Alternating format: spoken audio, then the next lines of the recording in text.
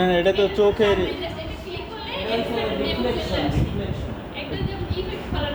চোখের রেটিনা।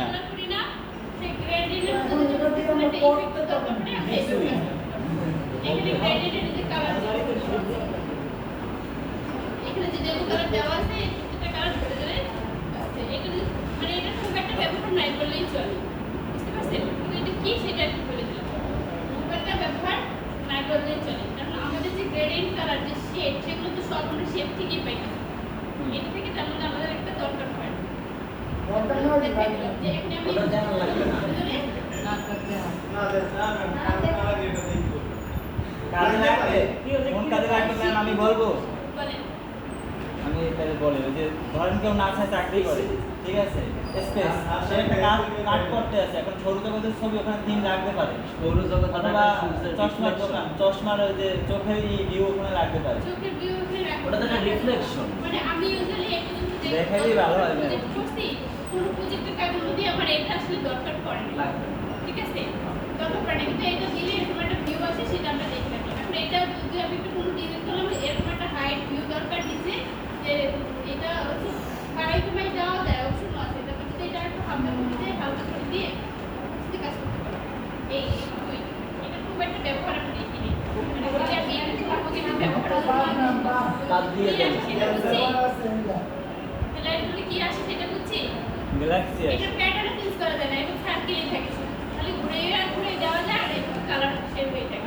কিন্তু এটা দিয়ে আমরা কালার শেড করে যে একটা ডিজাইন আনবো তার থেকে একটা গ্রেডিয়েন্ট দিয়ে কালার করা সহজ, বুঝতে পারছেন? গ্রেডিয়েন্ট দিয়ে কালার করা সহজ, এটা দিয়ে যে একটা ডিজাইন আনবো বা আউটপুট একটা ভিউ আনবো সেটা থেকে গ্রেডিয়েন্ট দিয়ে কালার করা বেশি সহজ।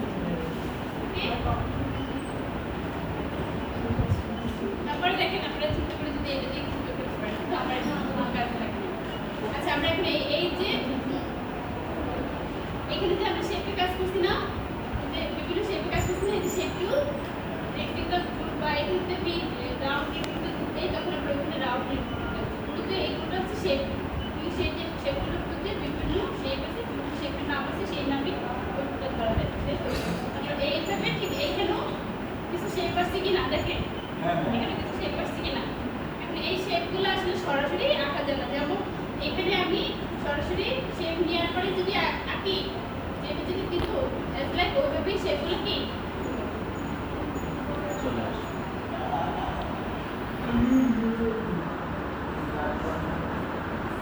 দেখুন তৈরি হচ্ছে। এখানে যদি আমি দেই, ঠিক আছে, ক্লিক করি, কিছু হচ্ছে না, কিন্তু তার মানে কি এটা আমার কাজে লাগবে না? অবশ্যই লাগবে। তো এটা লাগবে শেপ আঁকার পরে শেপে মডিফাই করার জন্য, বুঝতে পারছি? কিসের জন্য? মডিফাই করার জন্য। তাহলে প্রথমে আমার হচ্ছে শেপের কাজ দরকার, তারপরে আমার মডিফাইয়ের জন্য এটা দরকার। এখন এইটা ক্লাসে বুঝাইয়া শেপ এক মাসে শেষ করতে পারবো না। এটা আপনি যত প্র্যাকটিস করবেন, যত এটা নিয়ে হাঁটবেন, তত বুঝতে পারবেন যে কোন শেপটা দিয়ে আপনার এটা কি কাজ করতে পারবেন। ঠিক আছে? তাহলে দেখি আবার কি কি কাজ করবেন। ম্যাম এটা দিয়ে কি বাইকও মডিফাই করা যাবে? যারা বেশি কথা বলে তাদের একটা কাজ দিছি, 25 মিনিট শেষ হয়, সে 50 মিনিট শেষ করে দেখাতে পারে না। এইভাবে আমি একটা রেক্টেঙ্গেল নিলাম, ঠিক? এখন এখানে আমার কয়টা আছে শেপ? এই উপরেটা ধরো না, 1 2 3 4 5 6 7, কয়টা আছে? 7টা, মিলে 7টা রেক্টেঙ্গেল। তারপরে একটা একটা কি কি করা যায় সেটা দেখো, ঠিক আছে?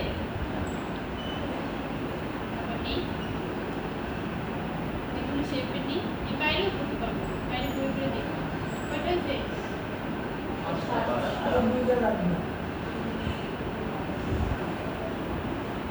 কয়টাই নেই, বেশি হোক 10 না, এগুলো সার্কেলও দিতে পারবো, অন্যগুলোও দিতে পারবো, লাইক একই বিষয়, ঠিক আছে? এখন হচ্ছে যে একটা কালার দিই, এই কালার দেওয়া স্ট্রোক আর ফিলের কারো অসুবিধা আছে কিনা বুঝতে, যে আটকে যায় পারি না এরকম, ঠিক আছে?